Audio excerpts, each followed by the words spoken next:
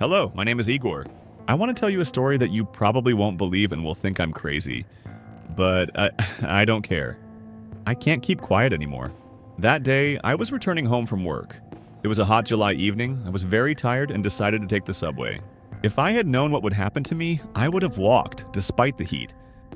Because what happened is impossible for a normal person to imagine. I got on the train and called my mom to tell her I was on my way home. After finishing the call, I reached into my backpack for my wireless headphones. While I was rummaging around, an old folding knife fell out of my backpack. This knife was a gift from my grandfather, Ivan Fyodorovich. He gave it to me when he was dying, suffering from terminal cancer. He called me to him, placed the knife in my hand and said, "Take it, grandson. I won't need it in the world of the dead." I pushed away the heavy memories, found my headphones, plugged them into my phone, and turned on a video by my favorite YouTuber. Listening to the story, I didn't even notice when I fell asleep. I dreamed of my grandfather. He was sitting in the kitchen, slowly sharpening that very knife. Then he looked up at me, held it out, and said, "Take it, grandson, you'll need it today." I woke up. The conductor was standing nearby. A strong, healthy man. He said we had arrived at the final stop. I got up, slung my backpack over my shoulder, and headed for the exit. After taking a few steps, I turned around to ask which station we had stopped at. But the conductor was already gone. Not thinking much of it, I got out of the car. Looking around, I realized that the station was abandoned. Rags, trash, and broken glass were scattered everywhere. And worst of all, there was no exit. I wandered around the station for about an hour until I heard a strange sound. It came from the darkness. I went towards it. And then I saw the conductor. He was lying on the floor, without legs. Someone huge and incredibly strong had torn them off and dragged them away. This was evident from the bloody trail leading into the tunnel. The conductor was dead. I don't know what came over me, but I turned on the flashlight on my phone and followed the trail of blood.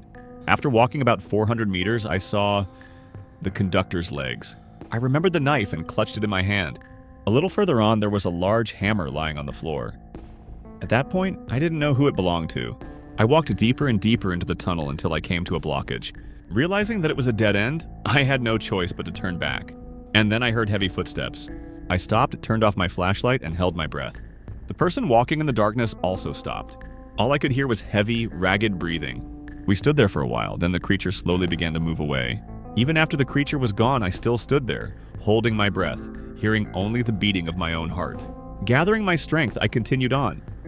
I thought about what could tear a grown man in half. Suddenly, a sharp, burning pain pierced my leg. I had stepped on a metal pin sticking out of the rails. I screamed. The echo of my scream reverberated through the tunnel. I realized it had heard me. Pulling out the pin, I limped forward as fast as I could. A subway car appeared ahead. I ran inside and slammed the door shut. I always carried bandages in my backpack because I often found myself in unpleasant situations. Sometimes I would fall off my bike, or like now, step on something sharp. While I was looking for them, I heard heavy footsteps again. As I was bandaging my leg, I accidentally pressed on the wound and groaned involuntarily from the pain. At that moment, there was a dull thud in the car. It had heard me. The creature broke down the door and struggled to get inside. I shone my flashlight on it. Standing before me was a huge, 2-meter-tall creature. It had a bag with slits for eyes on its head.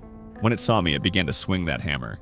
The creature was so big that it could barely squeeze between the seats. Limping, I rushed to the other door. It was jammed. I started pushing it with all my might. Then the creature threw the hammer at me. It flew past me and knocked the door out. I jumped out of the car and ran. The creature followed me slowly, as if enjoying the chase. When I reached the rubble, I noticed the door to the utility room. Fortunately, it was open. Inside, there was a table with a bottle of moonshine and an old Soviet lighter on it. I stuffed the bandages into the bottle, lit them, and went out to meet the creature. When it got close, I threw the bottle right in its face. The bag over its head burst into flames. The creature thrashed around the tunnel, swinging its hammer until it fell down. I picked up the hammer and hit it until it showed no signs of life. I made my way through a service passage to the other side of the tunnel and lost consciousness. I woke up surrounded by rats. There were dozens of them, but one huge rat the size of a sheepdog stood out and I was scared. At the right moment, when it lunged at me, I stabbed it with my knife.